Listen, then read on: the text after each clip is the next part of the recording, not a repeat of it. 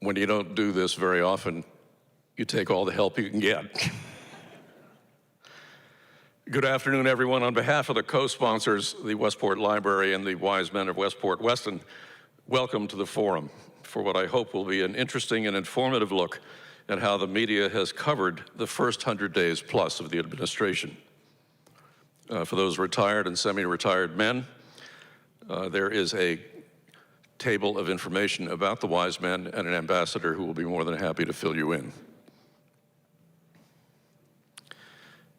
The video we've just watched wasn't real life. It's too bad. As many of you know, it was a pivotal scene in The American President starring Michael Douglas, a sometime Westporter. He was a year behind me in school, which makes him an old fart. It proves the oft-repeated axiom that most films attempt to capture real life, but with much better dialogue. So let's start today's discussion with the job of the media. Most of us would agree that reporting the news in an accurate and timely manner is its prime directive. And that reporting frequently serves as a historical record for the events that shape our world. How well the job is done depends on journalistic talent, skill of reporting, translating events in an even-handed manner. This afternoon, we're going to look at a lot of that and looking for the press free of restrictions and bias. I was going to read you something that Heather Cox Richardson wrote. She's one of my favorite bloggers, and she brings history forward and makes comparisons of past and present events. She writes, one of the curses of history is that you cannot go back and change the course leading to disasters, no matter how much you wish you could.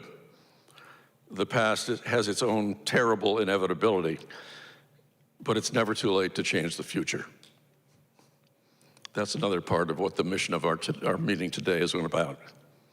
The panoply of media outlets that help us with the task is greater than ever before, making the array of places to get the news almost limitless. So how do we choose, and who do we believe? Do we choose the media outlets that reflect our point of view rather than informing it? It's a good question, one that the panelists will address. They represent 5 distinct perspectives on the news media and the news they cover.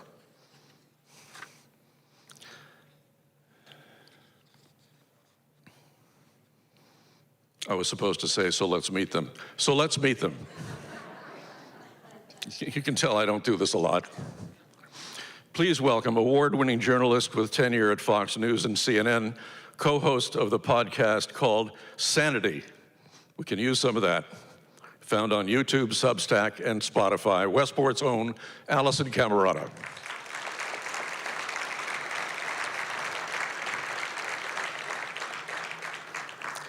Even closer to home for decades, the familiar voice, face, and news anchor and feature reporter from News 12, Rebecca Surran.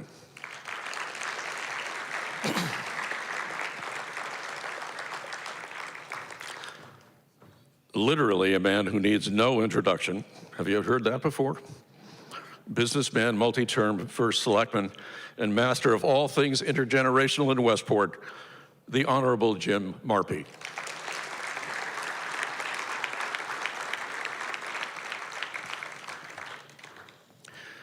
And representing academia, assistant professor of politics at Fairfield University, Weinstein.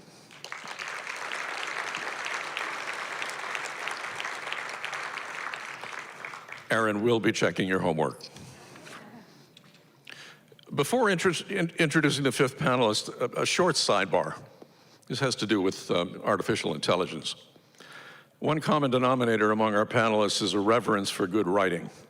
It is one of the basic tenets of good journalism, along with solid research and a passion for the truth.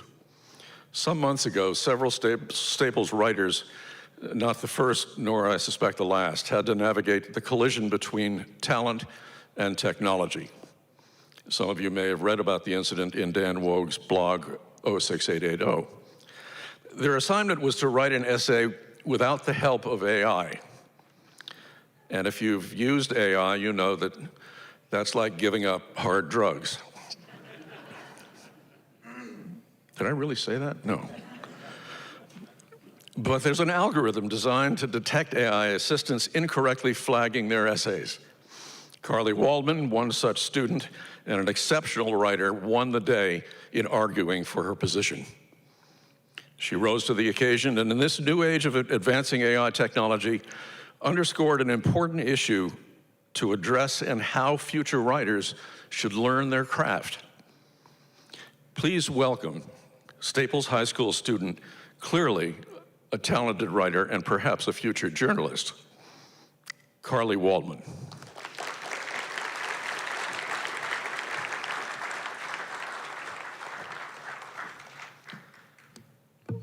Carly is going to introduce our next speaker.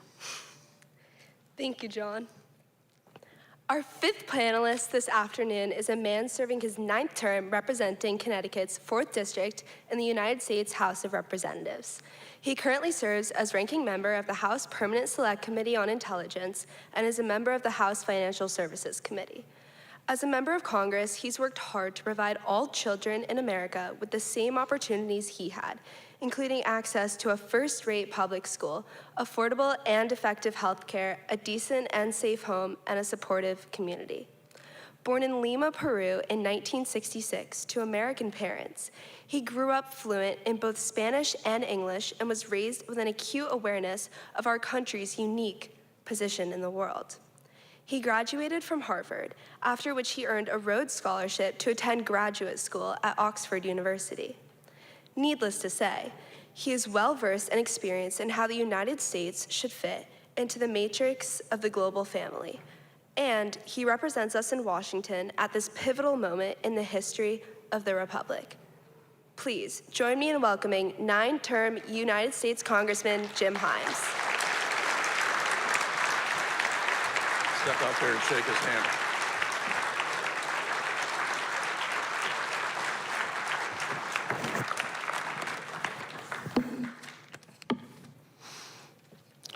When we were preparing earlier, Jim said, "I hope the introduction is short." Thank you, Carly. Congressman, welcome to the panel. Today's discussion begins with a personal view on our subject from each of the panelists' point of view. I thought it might be helpful as a baseline for discussion.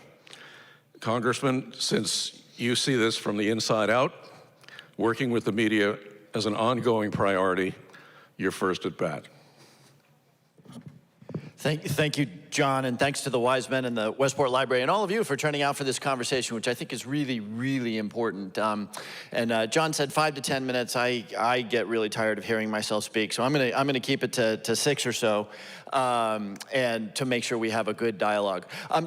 In anticipation of today's conversation, I did a little bit of thinking of, what's non-obvious, what's a little bit provocative about the interplay between media and our political system today. There's obviously a lot there. Part of the assignment was, how is the media doing in the context of the first, we're up to 130 days or so, of the second Trump presidency. And yes, I have a reflection on that is probably maybe a little less interesting than a few other thoughts that I wanted to throw out there. But the reflection that I make about the moment right now is that it's a perilous moment for reasons that are consistent.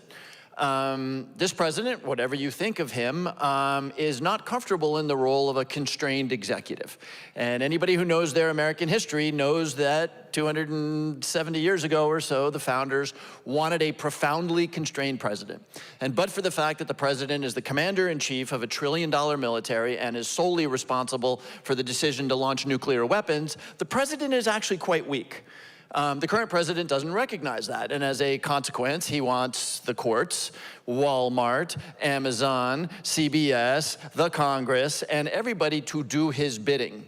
And that's an odd thing, something that we haven't really seen, certainly not anything that has boiled into crisis territory in the past. Every president, of course, oversteps their constitutional authority and gets slapped back by the courts. But this is different, I think, in both quantity and quality. So I really do worry about the fact that Paramount, which owns CBS, has a merger in front of the federal government that Sherry Redstone would like to have approved, and Sherry Redstone is no dummy, so she knows that if CBS puts forward adverse coverage of the president, that could gum up a commercial endeavor that's important to this. And this Disney dealt with this, the Washington Post, famously the Los Angeles Times, where the owners spiked endorsements of then candidate Harris.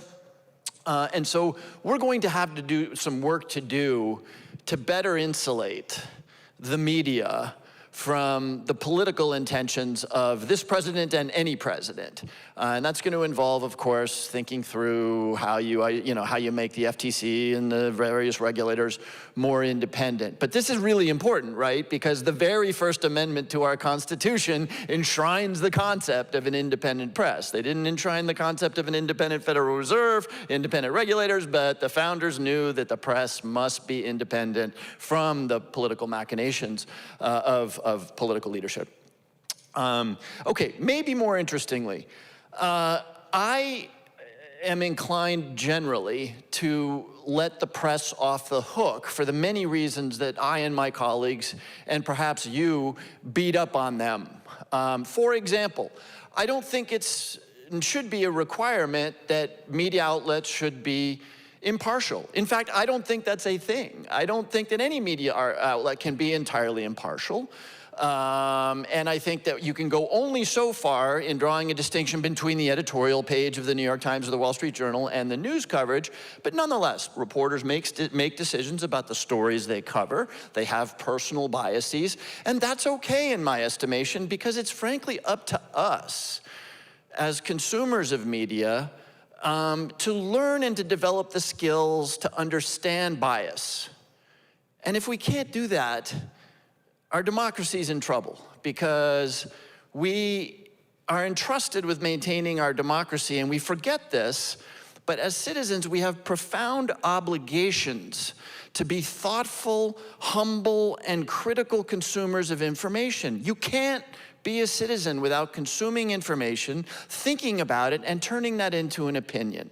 So I actually tend to be much, let me use the word harsher, on the citizenry than I am on the media outlets.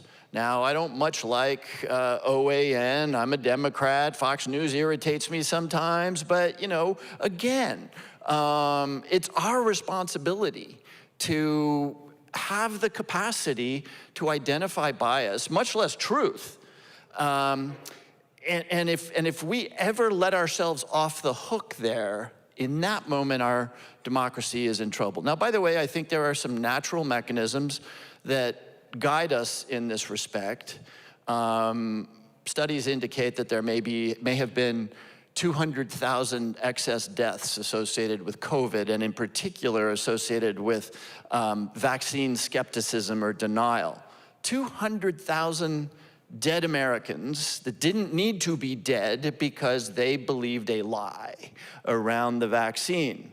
200,000 is 4 times the number of people that we lost in the Vietnam War. And some people can absorb that and some can't. But my point, obviously, is that if you choose to believe things that are not true, or to not believe things that are true, there will be a almost Darwinian imposition of reality onto your world that is a naturally correcting mechanism. So the much more interesting question to me now is twofold. What can we do as citizens to reconstitute the obligation that we have to be critical thinkers? Because it's uncomfortable.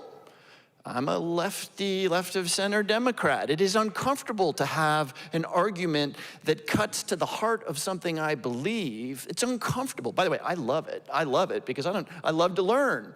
How do we rekindle this notion that one of the most exciting things that can happen to a person is to have their mind changed? How can we rekindle the notion that we should have strong convictions lightly held? Strong convictions lightly held? How can we rekindle the notion that if you disagree with me, it's not because you're stupid or treasonous, but because you may have something that I don't, or have perspective or a fact that I do not have? I think that's up to us. Last point. The other reason I'm inclined not to be too hard on the media, and I'll close with one little criticism of the American media, but what a terrible and ugly business that is, right? I mean, I'm approaching 59 years old right now, and I mean, I remember when we all watched 3 channels of television. Those channels turned with a little thing that we turned around. 3 channels: CBS, NBC, and ABC, and they all had some white guy who tried to pitch it down the middle as a presenter. And now, of course, we have gazillions of outlets that look different, and we all can submerge ourselves in, not in an attempt to pitch things down the middle, but submerge ourselves in information that tickles our fancy, that reinforces our biases, that, as the young people say, that makes our priors seem even more intelligently held. Last thing I want to say in the service of brevity here, the Brits do this better. I fear going on BBC, and I don't fear going on CNN or MSNBC or CNN, and I don't quite know why that is, and I'm hoping that maybe some of the podcasters who allow for really more in-depth conversations will address the problem of American media will ask you a series of questions, not ask follow-ups, not provoke against things that you make up, that you may have made up that are not substantiated. Again, I just use the Brits as an example. I do worry about going on BBC because the culture there is one of whatever it is that the congressman says, we're taking the opposite view and we're going to make that individual uncomfortable. And at the end of the day, you are only served well when I am made uncomfortable. Thank you.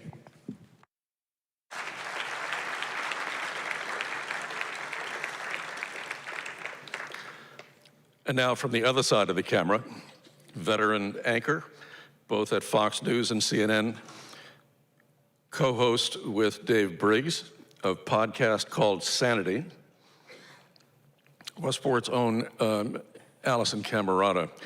Alisyn wore a distinctive shirt the last time we did a session like this from Christina Amanpour. And before you start, Alisyn, would you tell the folks what it said? It said, "Be truthful, not neutral."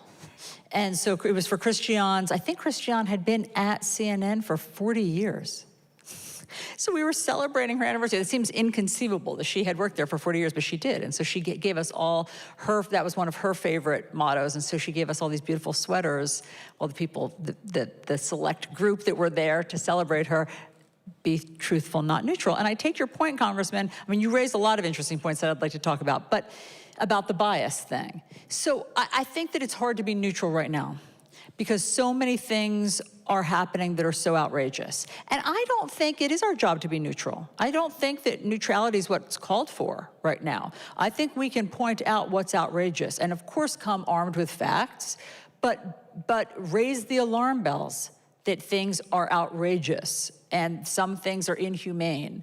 And I don't think neutrality is necessarily the right approach for that. But in terms of bias, what you were saying, yes, we all have our biases. Of course, every single person here has their own personal biases because you've had your own lives. But in journalism school, and the journalism that I was taught, we are taught to be hyper-conscious of those biases, and we're taught to check them at the door. That's the first thing that we learn in Journalism 101, where you have to be conscious of your own bias. So you're not playing into it. I like that you said you're only somewhat annoyed with Fox. I'm impressed because I'm annoyed every time I watch Fox now because they lean into their bias. They've made a market. They've made a business out of their bias. Well, that's not journalism. Journalism is accepting, yes, we all have it, and we're going to fight against it, and we're going to challenge our own preconceived notions in every way we can, and we're going to be aware of it.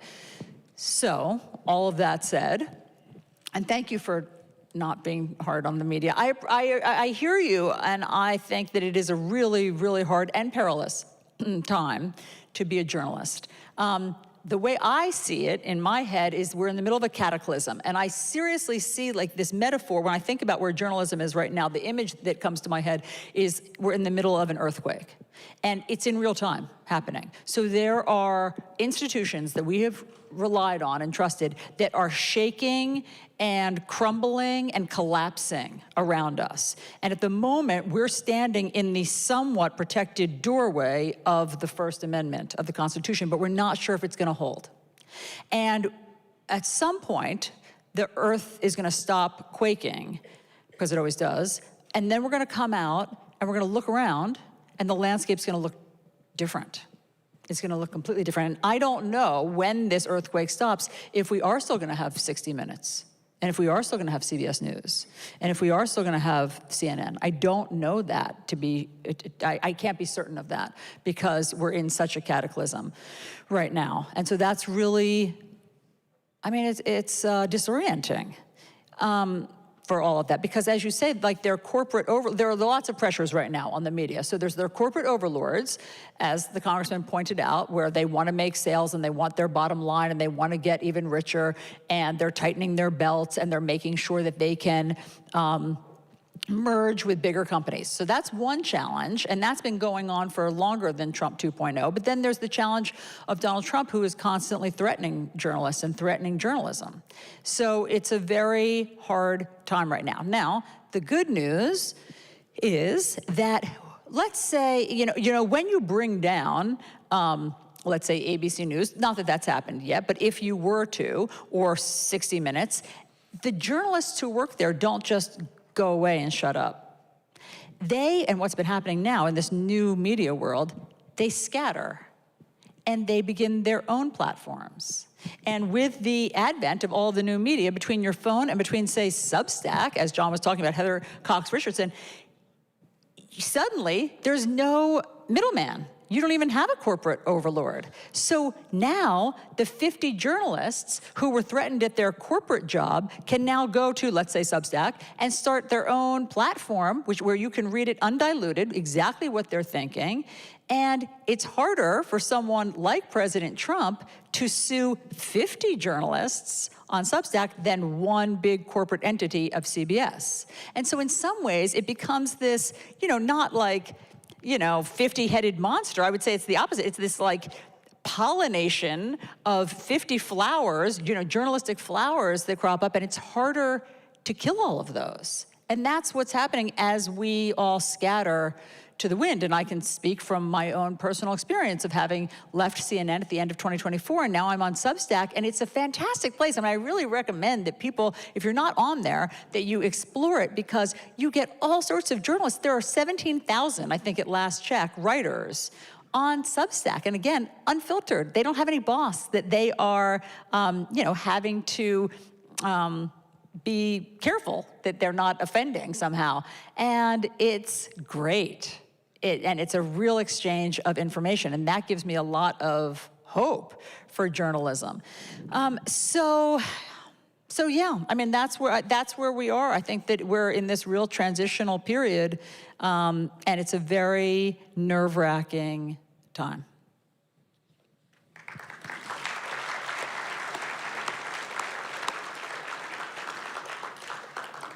Alisyn did pieces on David Axelrod and James Comey the other day that made me even more of an unabashed fan than I was before.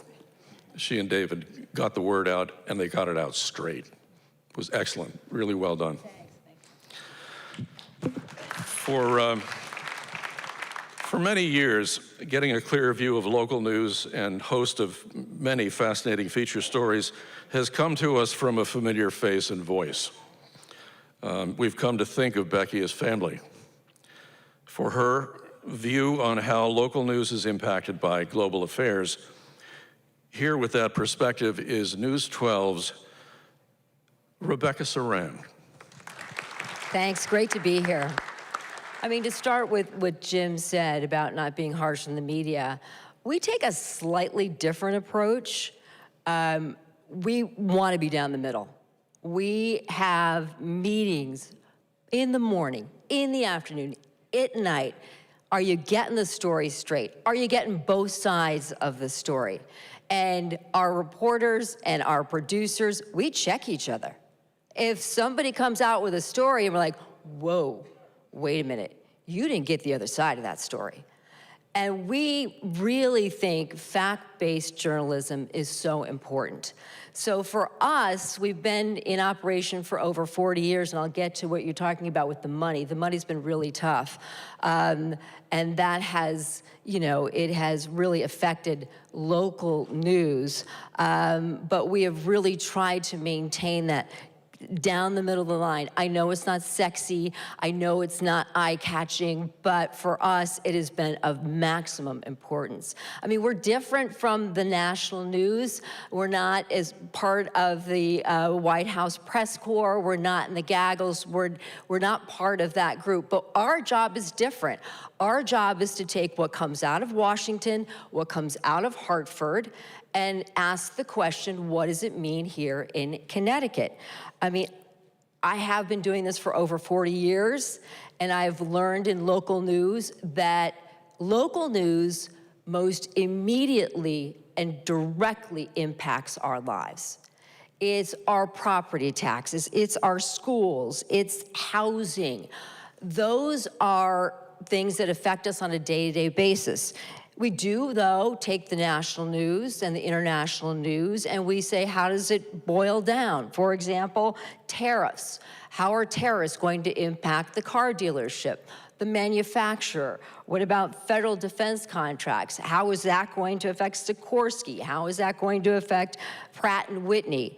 The flooding that we had last summer in Oxford and Naugatuck, the networks came in. That's a national story. The networks come in. They get their great video, and then they have to pack up. That's the way this business works. They go on to the next story, but local news is there. We are the boots on the ground. We stay there for weeks and months, really. And the Mianus River Bridge collapse, we've been covering that story since 1983.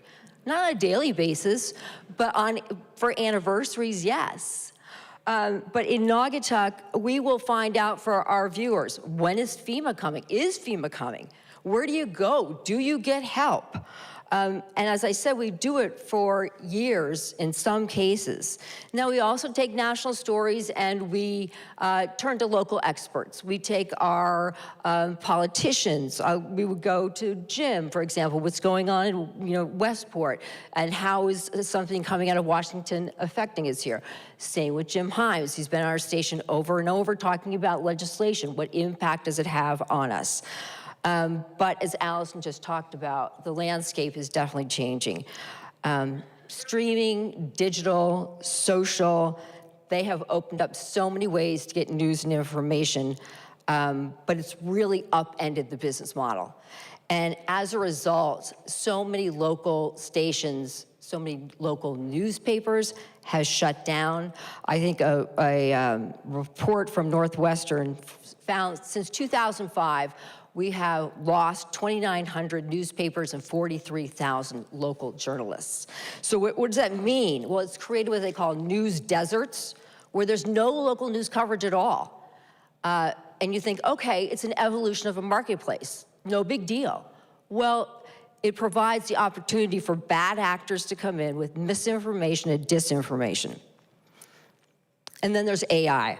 So I don't know if you saw this week, the Arizona Supreme Court, they announced that they are going to have their court reporters, or local court reporters, are AI avatars. I think their names are Daniel and Victoria. They look like people, they sound like people, but they are avatars. Now, the court says this is not generative AI, and they are just basing what they say on what the justices have written. Okay, that's now. Then what happens? Next year, the year after, local news is at the heart of that, because that's, in terms of replacing people and journalists, it's gonna start with local news. So we do our best to stay in the middle, but as Jim and Alisyn pointed out, reporters choose their stories. Every day we choose what we can cover, what we don't cover, how long the story will be, if we do it in the form of a series. But we, after all these years, our motto or our tagline is local matters. And we really do believe when it comes to you and your family and your life that it really does.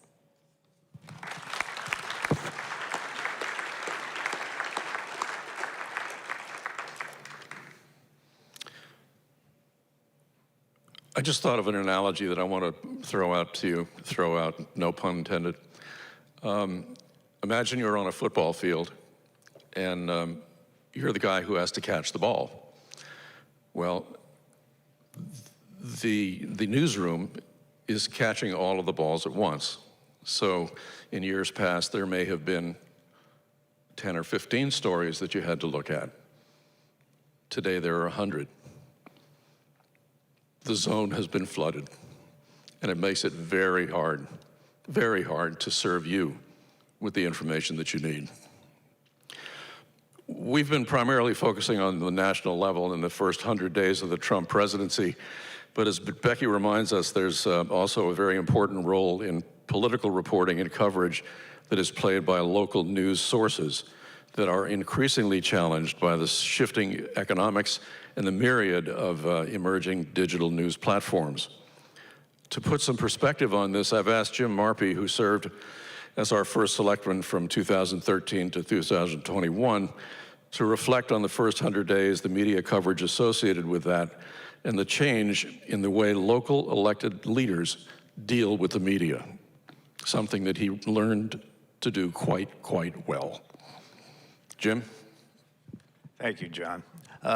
I'm not sure I really learned it quite as well as John made it out to be, and maybe I'd still be the first selectman in that case. Becky, thank you very much for introducing the topic of local news. We all remember the phrase that the late Speaker of the House, Tip O'Neill, said, "All politics is local," which is what we were talking about here. My taxes, my car, my kids, their school. When we come day to day, this is what's important to us. And as I was reflecting on this event and my first 100 days, I'll get to my first. It was more like the first 2 weeks, and then everybody forgot about it and moved on. But I thought about how lucky, in many respects, we all are, those of us who are Westporters, are to live in a place that actually has historically valued journalism, has been the home to many, many journalists, some at the national level and some at the very local level, and how that impacted the way I was covered and even today the way coverage takes place. And at the same time, to the news desert comment, how many other communities don't even come close to the kind of things that we see. Now, indulge me a little bit of walk down memory lane to that not so distant past of 2013.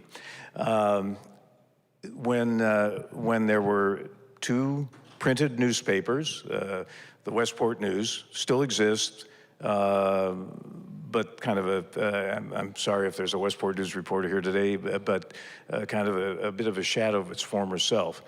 The Minuteman, which no longer exists, important because not only were they published locally, but their reporting staff. Many of the reporters actually lived among us and understood the gestalt of this community. They knew the people they were reporting on. And if we think back to what probably many of us think of as the halcyon days of national reporting, the James Weston time or something like that, those reporters knew the people they were reporting on, and they moved in the same circles. A little more difficult today, particularly with a younger reporter. We all know how expensive homes have gotten in Westport. It's hard for a young reporter to be living here in Westport unless they're living with mom and dad. So I think that starts to impact things. We had something that was a true pioneer in the use of digital space. My immediate predecessor in the Selectman's office, Gordon Josoloff, and Westport Now. Gordon, you will all remember, or many will remember, it was trained as a reporter for UPI, CBS News. He worked for Walter Cronkite, one of those people that Jim was alluding to earlier, that we trusted to bring us the news. And he brought those standards to Westport Now, and it was a terrific bulletin board for what was going on in the community. He brought those reporting standards, and he had local reporters like Jim Lamuscio and Dave Matlow who were out there covering us every day. We had News 12, and Tom Appleby, who basically, I don't know if he exactly founded that in '84, but yeah, I think Tom invented the phrase local news, local as local news gets. And Tom lived down at Campo Beach. Every time you saw a picture of some storm coming off the Long Island Sound, it was because there was a camera mounted on Tom's house, as I recall, and that would feed. But Becky and others, many of whom are still with News 12, but the News 12 problem is that so many people now have cut the cable, using streaming services. So it's still a go-to channel when there's a storm or when there's something important happening, but not all of us access news that way anymore, or choose not to for all kinds of reasons. So I think that I wanted to establish the environment I walked into. Oh, by the way, there was this blog that some guy who coached soccer at Staples High School. Dan Wooger, sitting right down here, I warned him I'd pick on him. 06880, and for many, at least of a certain age, is the go-to place today. But even then, to get a certain kind of information about what was happening in the community. So that was the environment I walked into in November of 2013. The first couple of weeks I was in office, I actually got worried that I was spending too much time being interviewed by the press. I understood the importance of doing it, and it wasn't, actually I was flattered that people wanted to hear what I had to say. But at the same time, I think I was elected to manage the town and make sure we're doing the right stuff and everything. But reporters who were informed on the issues, and the dialogues were excellent. I used to show up at Dave Smith ran a Meet the Leaders program on Channel 12. And that was like the Face the Nation of our local broadcasting. I say that because I saw a congressman last week on Face the Nation. I said, yeah, that's what I like. I used to do that. Not at that level. And again, informed by being informed about the community and understanding the community, asking me questions, and also allowing me the privilege to get my point of view out in an effective way. Now look, I think it was Dick Gregory who said the best thing about the good old days is that they're gone. There's another comment on good old days that I won't use. But so I want to be careful not to just wallow in the whatever we think the good old days were like. We're in the reality of today when print sources are consolidated. The Westport News is basically a subset of the Hearst papers. That includes the Norwalk Hour, the Stamford paper, everything, Bridgeport Post, and on, the Connecticut Post. The News 12, as I suggest, is probably losing its viewership, just not because of anything they're doing wrong, but the reality of how people choose not to use cable anymore. And the onset of digital sources, some of which are informed, many of which are not. And if I have any concern now, it's that I see a lot of reporting that I would describe as the minutes of the meeting, but missing the background. Why was that decision taken? I was thinking about it. It's like reporting on the sausage, but not showing how the sausage got made. And that I think is the vital part of local coverage that has slipped away in many respects, again, because of the economics, the ability to foster reporting. All credit to my fellow wise men and friend Doug Weber for setting up the Westport Journal, actually toward the end of my term in office, and hiring men and women who themselves were experienced local reporters, many of whom who did live or live in Westport, and trying to recreate that sort of fabric and understanding. But the challenge is now as we heard, we get our news from so many different sources now, and how on a local basis can we make sure we're heard? I would reiterate that we in Westport are very lucky to have as many sources of reporting and interested and engaged residents as we do. So many other places in this country don't even begin to come close to knowing what's going on locally. The other concern I would raise is that within particularly the digital dimensions of reporting, while there are, well, I'm old enough to remember the quaint notion of there was a page in the printed newspaper that was the editorial page. And there was a section there called Letters to the Editor. And that was the thing I never stopped to read anyway. Who cares what those people think?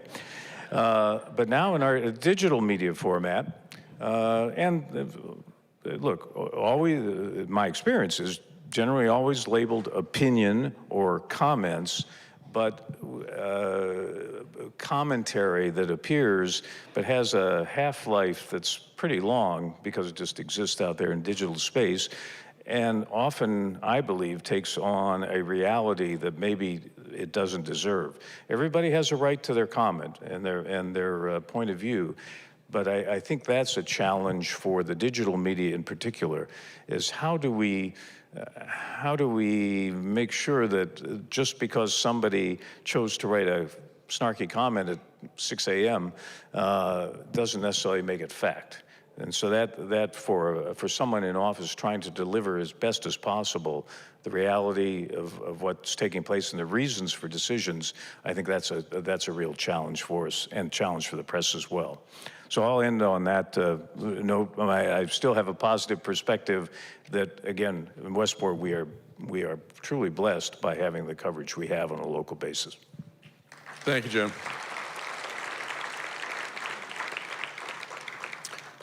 And finally, academia is under fire. This morning, the president of Wesleyan was on the carpet on television and dispatched himself beautifully, saying that the universities and the colleges in the United States have to stick together. The institutions of higher learning have taken on a new politically sensitive dimension. Aaron, what can a political scientist say about modern media, the media ecosystem, and how it helps us think about Trump's 100 days? From your perspective, what do you think? And I promised Aaron I would not ask him about the Vatican's #1 draft pick. Thank you very much, John. I will actually, so a second ago you mentioned football, and that's a really good segue for me, because I wrote a bunch of stuff down. And anybody watch football? Like, raise your hand, any football fans? Oh, excellent. You familiar with the first 15? Maybe. First 15 is like at the start of a game, you script the first 15 plays and you just stick to them and you just go with them. And I did that, and we're going to see how much I stick to it and whether it was wise for me to deviate from what I actually wrote down. So I wrote down a couple different things to talk about, but the one I think is maybe the most relevant would be the kinds of biases that I think are helpful for us to think about the way the media do cover Trump, both for his first 100 days and the next 100 days, and frankly, all presidents going backward and also, of course, going forward. And when you think about bias, Pew recently asked people, do you think the media are biased? And some 77% of people said yes. They think the media are biased. And of course, that's skewed Republican, right? 90% of Republicans say they think that, and some 77% or some 67% of Democrats think that. But what they really mean is, do you think the media are partisan? And so there's this huge fixation on partisan bias. Are the media biased in a partisan fashion? And I don't think that's the most helpful way to think about things. I think there are a bunch of other biases out there that are a lot more impactful in a universal way. Like a bias should be universally sort of inexorably pushing us toward one direction over another. Like what kind of biases are out there that the media are all subject to? And so what I did, I went back to my notes. I taught a class several times, media and politics, went back to my notes and found 3 biases that I think would be helpful for us to think about. And also I want to say out of the gate, none of these are criticisms, right? These are all sort of things that, people are creatures of time. We only have limited resources. We do the best that we can. Congressman Himes mentioned that the media present the news to us and bias is in some ways sort of unavoidable, right? When the media tell you something first, you're going to assume it's the most important thing, right? It's the sort of the lead story. It's above the fold for those who still read paper copies of newspapers. That's just how life goes, right? If you're going to tell people a bunch of things, one of them has to come first, right? And so that's something called agenda setting, right? A power the media have. But the 3 biases that I wrote down, and I'll walk you through them. The first is personalization. The second is dramatization. And the third is fragmentation. And each of these, going back to something that was said, they do come back to the profit bias that the media have, right? We live in a largely private media ecosystem. Media survive when they get people to read, to click, to watch, to engage, right? They sell ad revenue that way, and so it's going to be a kind of a bias, again, that all media are going to have. Well, most media are going to have. I suppose the Voice of America wouldn't have to worry about that, being it's publicly funded. Yeah. So let's start with personalization. Personalization is the tendency for people to focus on the people, right, in a news story over sort of the policy or the consequences of a policy or an action, right? So when you're telling a story, if you're trying to get people to engage, you're going to tell them the person who it's affecting, right? Personalization bias says that you're going to focus on that person, right? It's not going to be the policy's not there, right? But the person's going to be the window into it. And I'm going to give you some examples of all of these using U.S. immigration, right? Is a really good, I think, helpful way to think about it today. So when we think about immigration, you look at the news stories that sort of are getting people's attention, they're going to be the ones that sort of talk about how this is affecting the people themselves, right? We're going to talk about maybe one of the the 7,000 graduate students or international students at Harvard who may be having their visas revoked. Or we're talking about one of the 500,000 people who had previously been granted temporary protected status under the Biden administration, who the court has now said President Trump may now revoke that status, right? What you do is you find a person affected by it and you tell this really complex, complicated policy story through that person's point of view. Right? And that's something that the media are going to want to do. It makes it accessible. It lowers the bar for entry, which again, by the way, is a good thing in many ways, right? For democracy to function, people have to be engaged in the media, right? They have to be consuming it. They have to be sort of kept informed. And this is one of the ways that the media are going to do that. And this also, by the way, does extend to leaders, right? So it's one of the reasons why people focus so much on, aside from the obvious power that the president has, right? And people like Elon Musk have, right? The number of stories that are about the person, right? So the recent New York Times story about Elon Musk that came out yesterday, right? That's a highly personalized story, right? It's about him. It's about his life.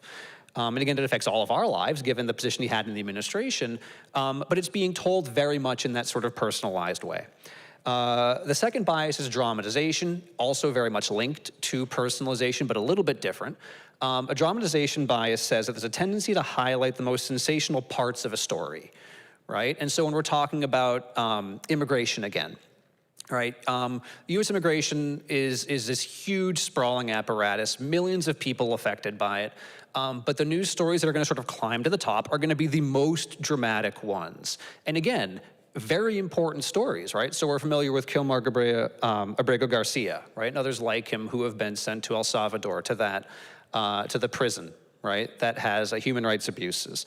We're familiar with the PhD student at Tufts, right? Who was taken off of the streets and held and detained by ICE, right? These are events, they happen, right? They're not the sum total of US immigration, but they're the ones we're going to talk about because they're the most dramatic, right? And so again, it's not that it's a bad thing, it's that it is a thing that the media are going to do in a universal way. It's right, why when I talk about a bias, I think it's more important to think about maybe than a partisan bias, is this is a thing that's going to sort of be unavoidable and sort of happening across the board, at Fox, at CNN, at NPR, right, at BBC. And then there's a last bias, which I'll sort of end with, which is fragmentation. And this one I think is important because first, it's sort of a culmination of the first two, right? When you focus on the most dramatic story, and when you focus on people, right? It means that over successive days, you aren't gonna always focus on the same thing. You're gonna focus on the thing that is seen as the most newsworthy, the most topical. And if you think about the media as a way for people, like the citizens, to keep government accountable, that is both very important and good. We are informed, we are engaged, but because our attention is sometimes skipping around a lot, right? The time it takes for us to, as citizens, push people in government to get things done, right? That's a long time horizon. And so if your attention is constantly being moved this way and that way, which is gonna happen as you flood the zone, perhaps intentionally, it makes it much more difficult for people to do that, right? So a fragmentation bias is that sort of skipping around, right? It's like using the media. The media is a spotlight. And if the media moves from one thing to the next, to the next, to the next, to the next, it's going to make it more complicated, not impossible, but more complicated to sort of have sustained pressure, right? If we're only using, again, that metric or that proxy of the media. So not to be a downer, and I have a lot of positive things to say, but I'm probably pretty close to my 10 minutes, so I'll stop there, and I look forward to any questions and discussion. Thank you. Thank you, Aaron. Thank you all for your perspectives on this changing landscape. To begin the discussion, I'd like to share with you a May 1st media challenge impacting us all. You may have been paying attention. It is only one of many. On Thursday, May 1st, President Trump signed an executive order instructing the Corporation for Public Broadcasting and other federal agencies to cease federal funding for NPR and PBS. The executive order also calls for ending indirect funding to NPR and PBS, and then this goes on and on and on. After I got finished retching, I decided that since NPR and PBS are two of my mainstays, that I would ask these 5 people how they feel about the administration limiting the media's ability to communicate with us. Jim?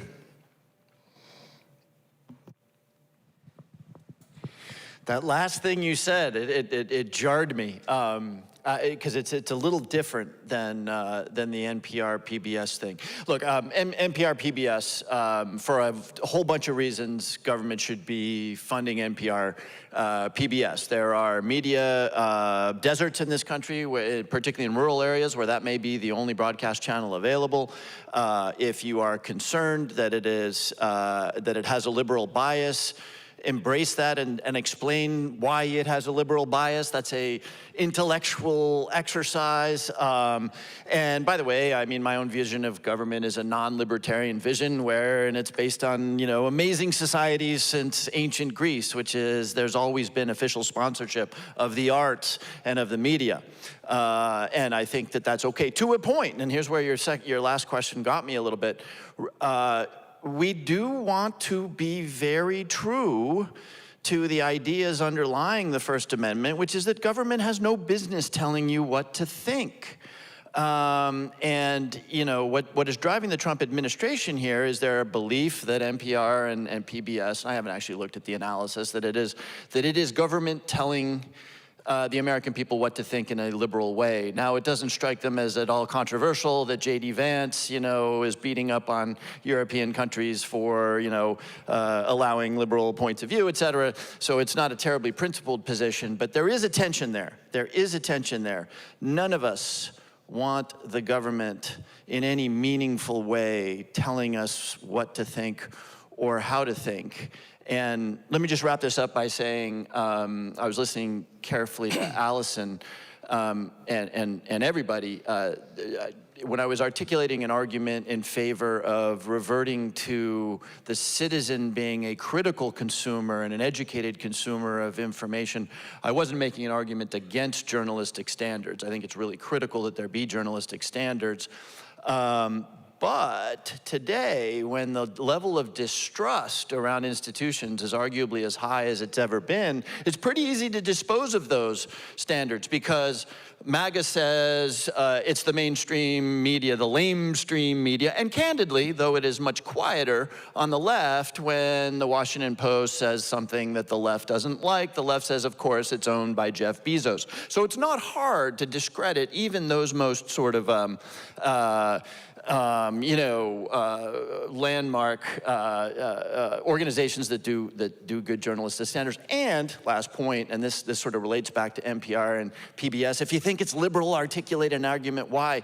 We have, as human beings, a natural antibody to propaganda, and we always have, right? And maybe in this country where we luxuriate in pretty good media generally, very few of us experienced what it was like to be in the Soviet Union under Pravda. I am told that when Pravda was in the Soviet Union, precisely no Russians believed it, right? In fact, it was a sort of parlor game to make fun of government propaganda. I do have a little bit of experience when I was in grad school. I was in grad school with a bunch of young people who had done journalism under Pinochet in Chile. And even in Pinochet's Chile, they found ways to make fun of the dictator and to sort of roil the propaganda thing. They would pick out of the official organ in Chile, they would pick the craziest statement that Augusto Pinochet had made. One example that sticks with me is at some point Pinochet says, of course, Chile is a democracy because in Chile you can marry anybody you want. And they would pick that and they would broadcast that every 5 minutes. So my point in telling that story is that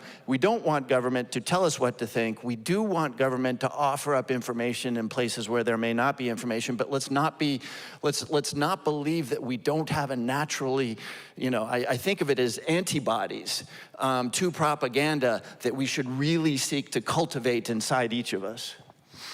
Alisyn, one of the things that has bothered me greatly is the way the administration is choosing who comes to the press room. It almost is an editing process to edit out the people who they know are not going to agree with them. What about that? Well, it should bother you. It should bother all of us. Donald Trump only wants sycophantic coverage. That's just demonstrably true. That's not an opinion. That's what he has shown time and again. So when somebody asks him a hard question, I have asked him hard questions and I've been blacklisted personally after that. So now you just see it in real time, live. When somebody asks him a question, he calls them a nasty name.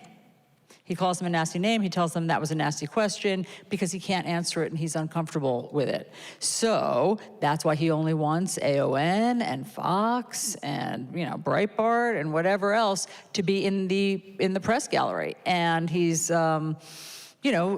blocking access for AP, which is one of those places that feeds. People sign up for an AP news service around the world, and then they rely on the Associated Press. So if you block that, then people don't have access to, and the Associated Press plays it about as straight as you possibly can. You don't have access to just the straight facts. So yeah, it's very troubling. All of this is extremely troubling. And I mean, as the congressman said, it is now incumbent upon all of us that you have to be a super educated news consumer. I feel like we used to be able to be passive news consumers. Basically, when I was growing up, when there were 3 networks, you could just let the news wash over you. You trusted that there were fact checkers. You trusted that people were telling you the truth. And now we can't be passive anymore. And you're going to have to second source it yourself. And luckily, we all carry a fact check machine around in our pockets now, and it's easier than ever to fact check things. That's the good news. It takes about 10 seconds to fact check some of the crazy, most outrageous things that you hear on some particularly fringe networks or podcasts, and they can easily be debunked. So that's the good news. The bad news is that they're not being debunked. And Congressman, I love what you say about how we're all sort of allergic to propaganda, except that I think that lately, more and more, we see people who are really susceptible to it. The president being one of them. President Trump falls for a lot of clearly wrong, outrageous things. And then he repeats them. And, you know, there's a whole bunch of people who spread all this misinformation. So yes, unfortunately, it's gonna be up to all of us to counter it in our own lives and not spread it. Becky, it's time for an anecdote.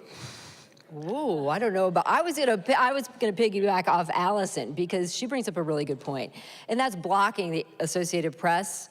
We rely on the Associated Press. We're one of the thousands of media outlets that are subscribers, and that's how we get our national and international news.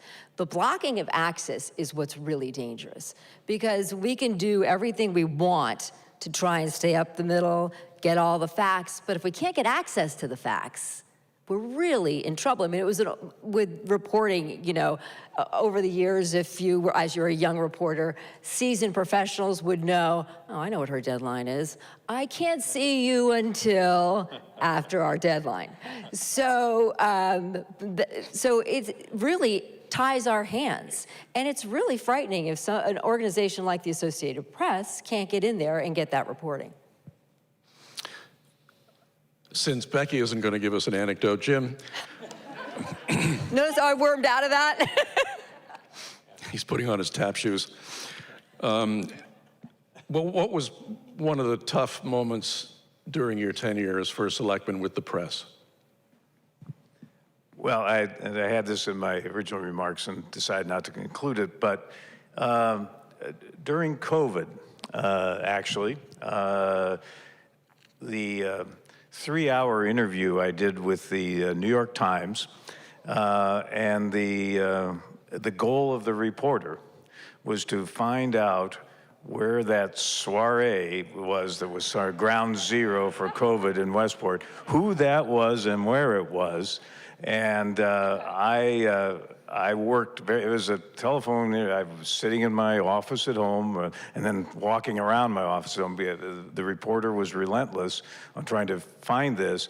And I was trying to deliver, again, this, I mean, I appreciate some of what the current president and presidents before him have tried to do, which is they wanted to get their story out. I wanted to get what I thought was the more important story, personally, because what's done is done, and it doesn't, where it started, we all know now it probably came to this community and every other community 10 different ways.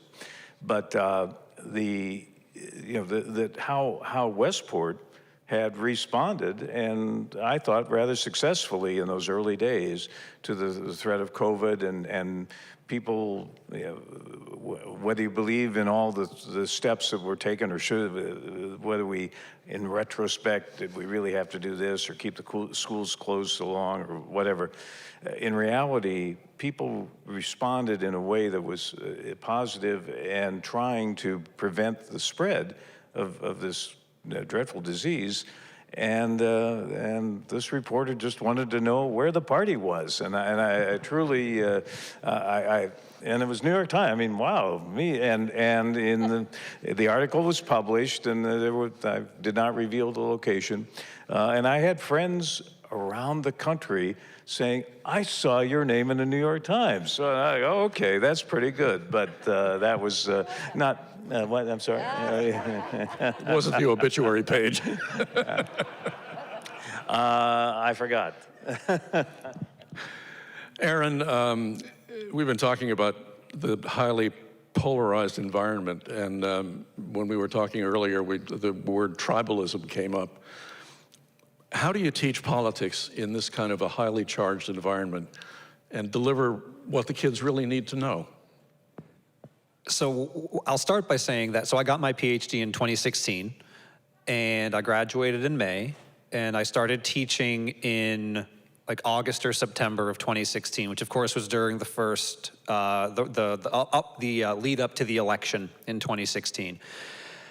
And, you know, the students were asking, oh, what's going to happen? Who's going to win? And we were watching 538 go up and down and stuff like that. And I said, well, the chances are it's going to be Hillary Clinton, but, you know, we don't know until we know. And the next day, I had to explain to them why this thing that we said wouldn't happen happened.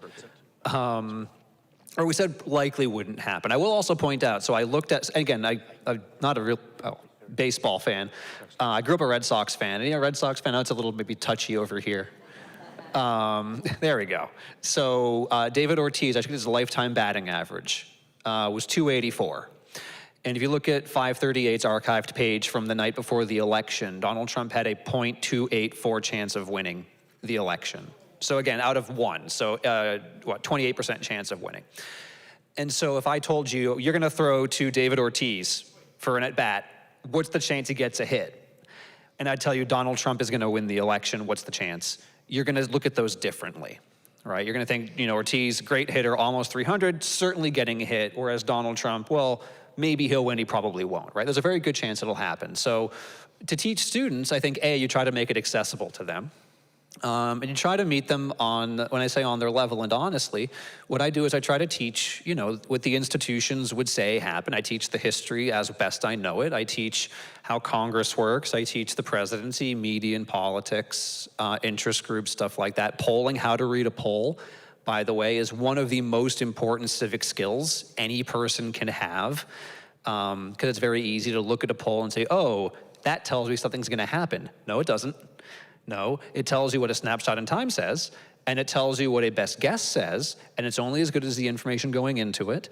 And there are numerous ways we can sort of dissect that. But, and I will say that in my time teaching and working with students now for like almost 10 years, they understand that, right? Like if you're honest with them and you come and talk to them and you try to inform them and give them a space to talk and to learn and to try things, it's practicing civic dialogue on really contested, difficult things.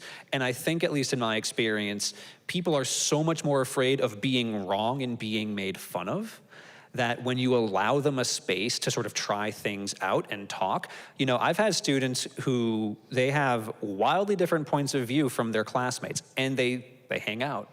Right? And I think it's easy for us to say, well, when I think about politics today, it's just people fighting and disagreeing. That's not my experience. It makes me actually hopeful for the future. But no, it does take being careful and I think being honest with them. Thanks, Aaron. It's time for one of the more challenging portions of the day. Questions from you. There's a microphone set up over there, and the man who's monitoring the microphone has had some experience with mixed martial arts. So recognize that a question is an interrogative, not a declarative. But before we begin that, does someone have a question for the congressman? Because he has a date. Would you go to the microphone? While she's getting there, tell them where you're going. Yes. Thank you for the dispensation. I'm going to go out the door after this question. I have the 25 or 30 young people who will be attending the military academies, Annapolis and West Point, the Air Force Academy, et cetera, at the VFW, waiting for an Instagrammable photograph with the guy who nominated them to the academies. And I always say it's the best part of, in many instances of my job, especially meeting the parents. The parents are about to get, their child is about to get a free, incredible, elite education, and they're about to go into the military. So you talk about a little, pride and fear all in one moment. But thank you for your dispensation. Is your question for the congressman? Yes. A real shorty, okay? Okay. Congressman, you said that you don't want to blame the media, but it's the fault of the people out there. 20% of Americans are illiterate, and most of the people who vote are uninformed. How can the media make that better? It's not the fault of the media that these people are uneducated. Thank you very much. Yeah, good question. And again, I take my focus away from beating up on Sean Hannity because we live in a market economy and there is a market for Sean Hannity. I don't much like going on a show, but the government is not going to forbid OAN, God help us, it's not going to forbid irresponsible, purported journalistic outlets. It's just not going to happen because our founders thought well enough of us to say that it will be you who makes the decision about what you believe to be true or false, as opposed to your government. There are lots of governments that tell their citizenry what is true or false, and you don't want to live under a single one of the North Korean, the Iranian, the Chinese regimes. And so, yes, we should have very, very good journalistic standards. We should hold to account Fox when they vary from their journalistic standards. If you look at the analysis of Fox News, they don't try very hard, but we should hold them to account. And by the way, we should get, advertisers who care about their brands should be held to account for where they put their advertising dollars. So I don't really believe it's the media's fault that Americans are not as media literate as they should be. I think it's up to us in our towns and states to put a very high premium on civics education, on history education, on media consumption. I think it will be libraries and schools and houses of faith, and by the way, parents who raise the next generation of Americans with the tools that they need to be real citizens. And I couldn't, there's a tendency in our politics right now to think of citizens as people who are just sort of floating in the class 4 rapids of MAGA and stuff. And that's not who we are.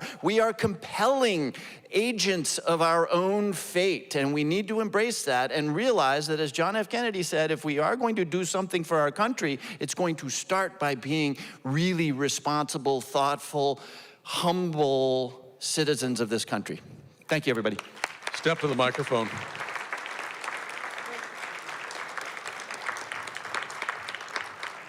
Oh, my question was also for Jim Hyams. I'm so sorry.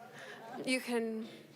I'll ask the question of everyone, I guess. On behalf of the idea of the state surmised from the protection of individuals and the media representing the human rights that we have from the ground, where does legislation, where does confrontation of violations of the Constitution and our human rights, where does that come into play when we're trying to navigate partisanship, when we're trying to make people happy?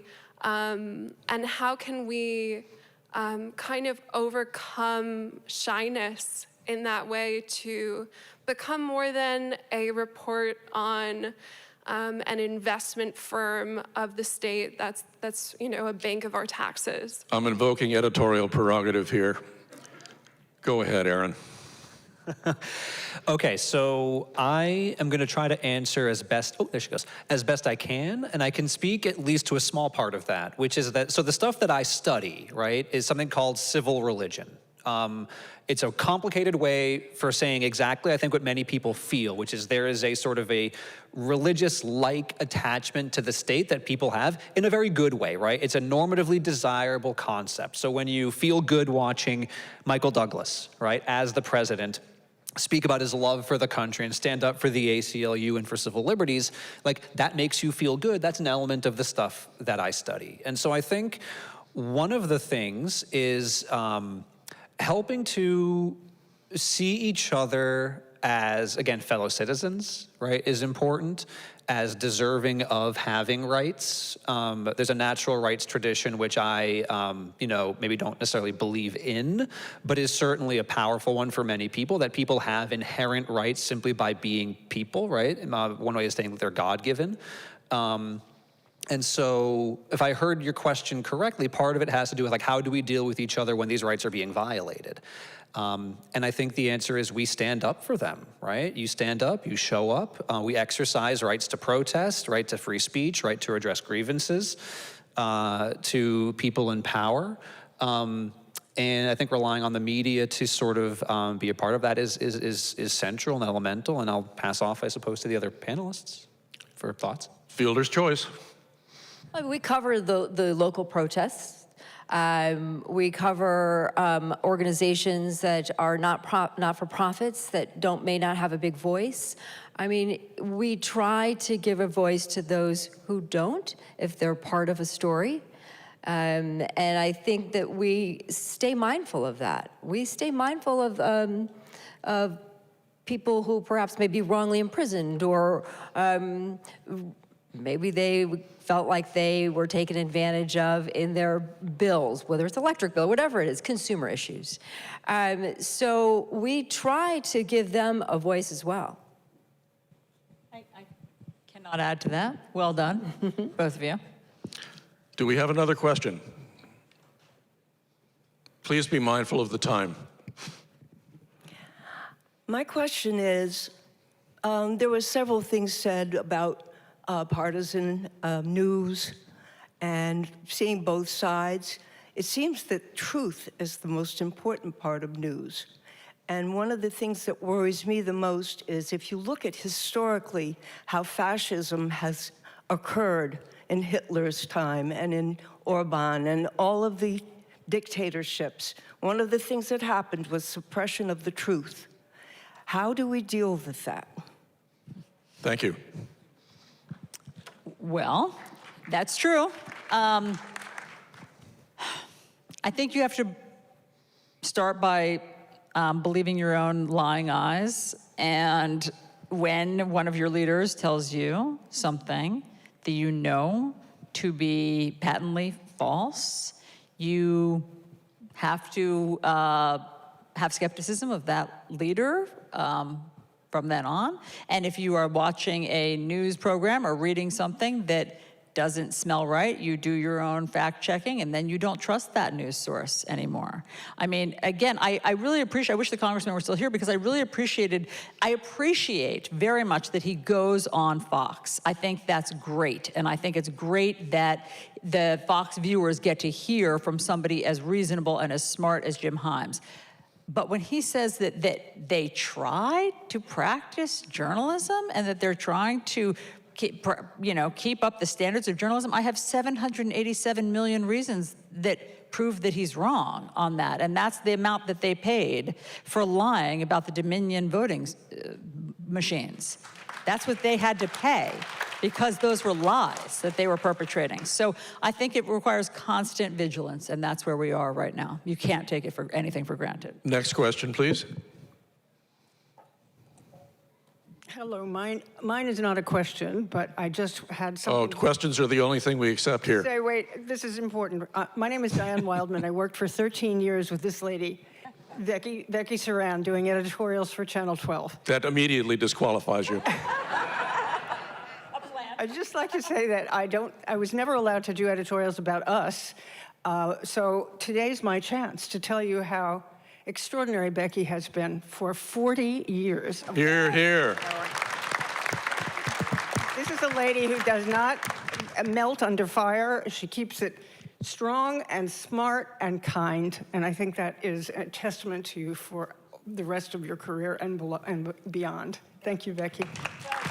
But Diane was our editorial writer for years, and there was it's a good point, because there was a very clear delineation between our news coverage and the editorial. Editorial came from Diane, her sources, her writing. She did not come occasionally to the newsroom in terms of a little backstory on some of the issues. But again, we kept the line, and Diane was top notch. Diane, you're forgiven. Your question, please. Yes, first I want to thank all of you for being here and thanking the library for hosting and the Wisemen. I'm very concerned about Trump flouting judicial decisions.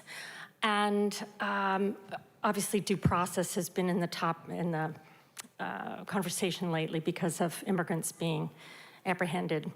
So I'm wondering how the media can deal with the flooding of the zone, or how news consumers can follow the flouting of the decisions, and then the reversals, and then the re-reversals, and then the, Supreme Court making a decision and then pushing it back to the appeals court. I'm having trouble. I think we've got it. What say you? Well, I just want to jump in about the flooding of the zone, because I think it's really important. And I think that in terms of a report card for the media for the past 100+ days, that's one place where I think that we have not done a great job. because by definition, their strategy, as you know from Steve Bannon, is to flood the zone, to make everything, a DEFCON 1 so that our hair is always on fire and we don't know what to pay attention to. And I think that when we get distracted, news often has a bias towards new, something that is new, the latest. And so when Jim Comey sees a seashell pattern and posts about it, the media can run with that story about, the right wing saying that that was some sort of threat of violence or assassination. And that really takes us away from the court decisions that are actually more important to all of our lives, as well as whatever the president is doing in terms of enriching himself with crypto schemes, which is more important to all of our lives, and Doge, and what Elon Musk was doing with firing, 250,000 people, which is more important to all of our lives, I would submit. So I think that it is very challenging for editors, news editors, to try to keep their eye on the ball of those more complicated issues than just the sparkly object that sometimes takes away our attention. And I think that right now it is really important that we not be distracted by those things. The panelists have been very generous with their time. I will ask you the question that Tom Brokaw told me to ask at the end of every interview. What have I missed?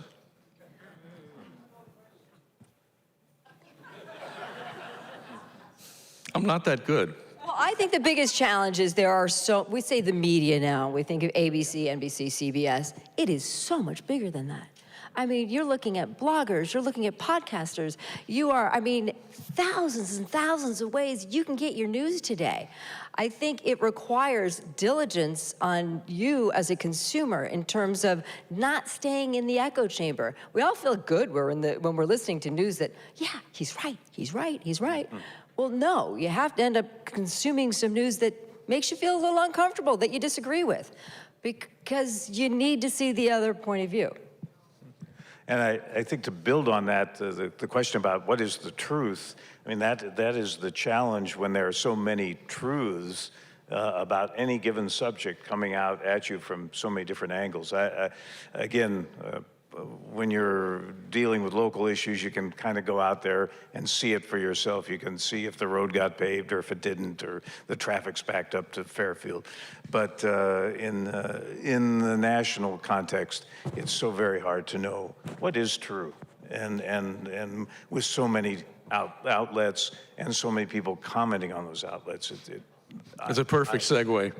The two scariest phrases that I've heard over the past couple of years are fake news and alternate fact, both of which are not taught at the Medill School of Journalism. It's time to thank everybody for contributing to this afternoon's program. To our panelists for your insights. To you, the audience, your engagement has been engaging. To the wise men in the library, thank you for sponsoring us. And as they say at the end of every White House press briefing, that's a full lid. Stay informed and stay engaged. Thanks for coming.